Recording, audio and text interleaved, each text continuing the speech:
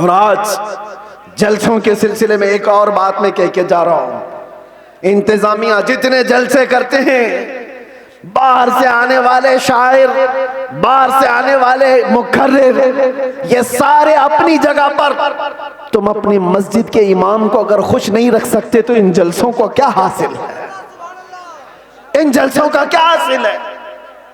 लाखों रुपए जमा करते हो और ये सब पे खर्चा करते हो। मस्जिद का इमाम 5,000 के लिए तरस जाता है।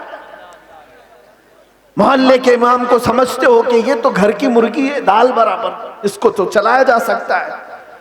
वो तुम्हारे साथ साल के पूरे दिन रह रहा है, हम तो आधा घंटा 1 घंटा आकर के जा रहे हैं। जो साल भर तुम्हारे साथ खिदमतें कर रहा है उसका दिल ज्यादा खुश रखो। अगर वो मुतहर्रिक नहीं होता तो तुम्हारे पास दीन का मिजाज आता कहां से? तुम्हारे बच्चे कुरान पढ़ते कैसे?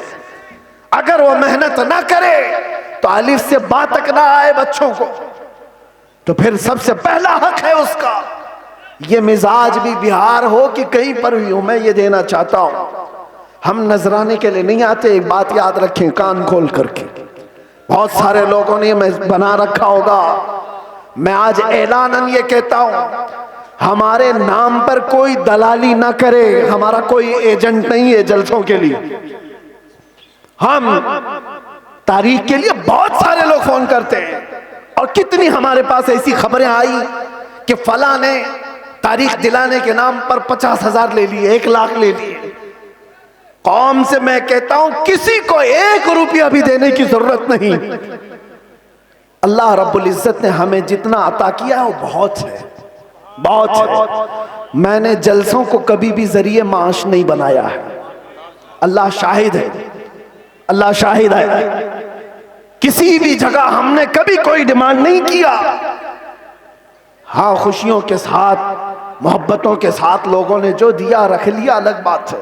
कभी किसी से तकाजा किया हो तो मेरे सामने खड़ा होकर के बता दे। कभी नहीं। ये बात इसलिए कर रहा हूं कि अल्लाह तबारक व तआला ने जो अता किया वो बहुत है। हम अपने पैसे से सफर का खर्चा भी निकाल सकते हैं और आकर के बगैर किसी चीज के जा भी सकते हैं। हमें किसी चीज की हाजत नहीं। लेकिन आज से मैं कहता हूं, मकामी उलमा को पहले खुश रखो। अगर वो खुश रहे तो दीन का मिजाज बना रहे। और अगर उनको इस हालत में रखे हो कि उनको देखो तो लगे कि यतीम है, बेसहारा है, लावारिस है, किसने इनकी हालत बना रखी है? ये जेबों पर लोगों की नजर क्यों डालने लग गए? तुमने खुश नहीं रखा।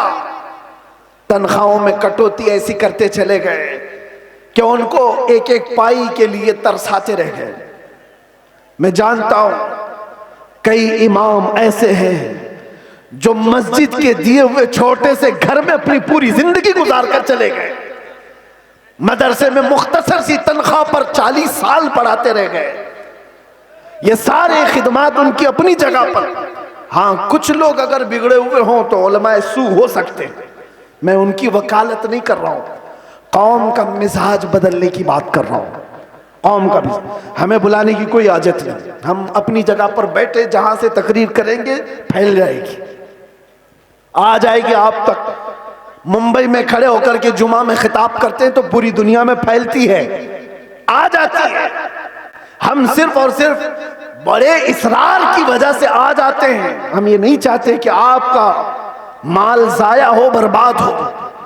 आप ये सारे माल का जो सही इस्तेमाल है वो अहले सुन्नत व जमात की मजबूती के लिए ही पर लगा। ये क्या मिजाज है बना रखा है? बहुत सारी फॉर्मेलिटीज हम देख रहे हैं। नात खानी भी नोट खानी की तरह, जिसको देखो उसको पैसों की तलब में अगर नात पड़ी जाती है तो वो नात नहीं रहती है। वो नात नहीं, उससे इश्क मुस्तफ़ा नहीं आता। इश्क मुस्तफ़ा तो वो है। आज से तकरीबन 70 साल पहले मैंने एक मैगजीन आता था, माहनामा अल मीज़ान, और इस्तिकामत, माहनामा इस्तिकामत, उसमें एक चीज लिखी हुई थी।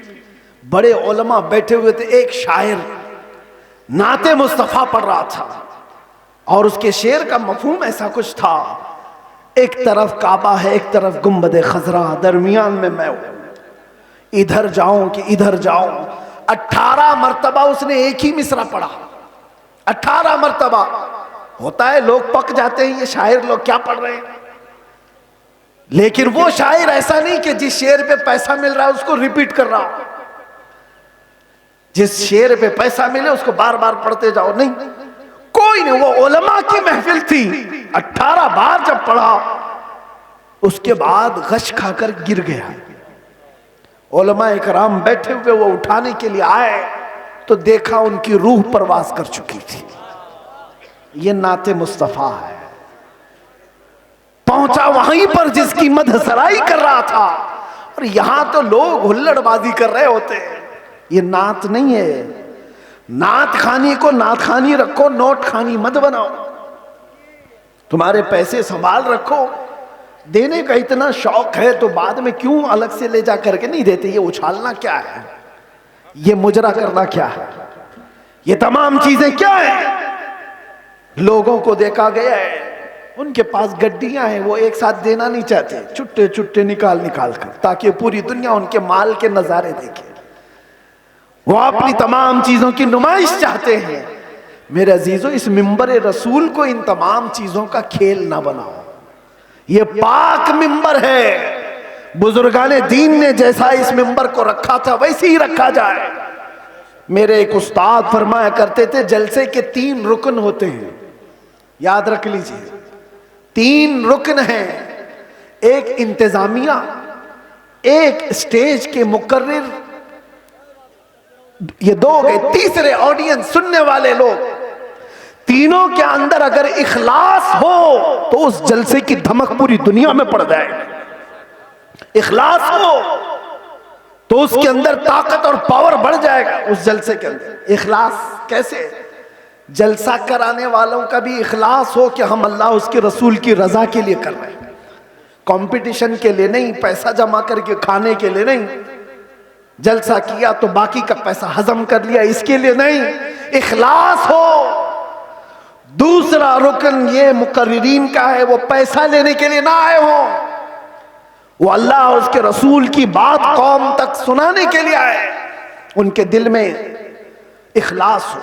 तीसरा, सुनने वाले भी सर्कस देखने ना आए हो, एंटरटेनमेंट करने ना आए हो, वो अपना घर बार छोड़ करके अल्लाह उसके रसूल के लिए आए हो। जब ये तीनों अरकान में इखलास होता है तो वो जलसा पावरफुल हो जाता है, रूहानियत से भर जाता है। फिर वहां से कहा हुआ हर जुमला ताकतवर होता है। वरना हजारों जलसे क्यों नहीं फायदा देते, क्यों नहीं देते? कहीं तो कोई मिस्टेक है, कहीं गड़बड़ है, इनकी इस्लाह की जरूरत है। कंपटीशन में जलसे ना करो। तारीख लेने वाले लोगों की कतार है। यहां भी बहुत लोग आए होंगे, पहले मिले भी और अब मिलने वाले भी होंगे। उनसे भी मैं कहता हूं, एक इलाके में अगर कहीं हो गया तो सारे साथ मिलकर क्यों नहीं साथ देते?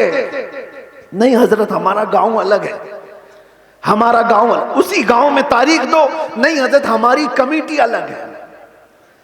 कमेटी भी अलग करना चाहती है, गांव भी अलग करना चाहता है। किस लिए? मेरे अजीजों, इखलास पैदा करो। ये दीनी काम दिखावे के लिए नहीं होते, ये दीनी काम इखलास के लिए, अल्लाह के रसूल की इस शरीयत ताहिरा की हिफाजत के लिए। बहरहाल मैंने जो कुछ भी कहा आप लोगों के मिजाज से हट करके कहा। हो सकता है कड़वी लग जाए बात, लेकिन बीमारियों की दवा कड़वी होती है। बुखार की गोली कड़वी होती है, निगल जाओ तो फायदा है, उगल जाओ तो बुखार बढ़ता जाएगा। इसलिए उलमाए रब्बानीन, जलसे के मुंतजिमीन और अवामुन्नास सब के लिए मैंने ये बात कही है। अल्लाह ताला सबसे पहले इन सब बातों पर मुझे अमल की तौफीक अता फरमाए और सारी कौम को अमल की तौफीक अता फरमाए। मेरे अजीज़ों, अखीर में आओ मैं अपनी गुफ्तगू समेटते हुए ये बात कहूँगा, अब इस दुनिया में हमारी बची हुई जिंदगी में कुछ भी नहीं रहने वाला, सब चीज़ें छिन जाएंगी।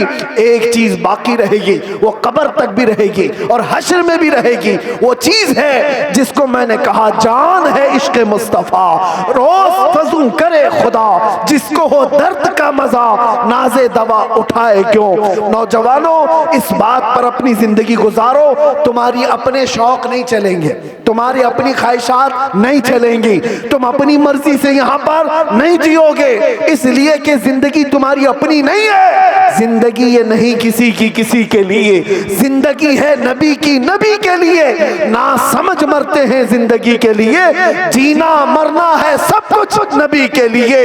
लब्बैक या रसूल अल्लाह, लब्बैक या रसूल अल्लाह, लब्बैक या रसूल अल्लाह। व आखिरु दावाना अनिल हम्दुलिल्लाह।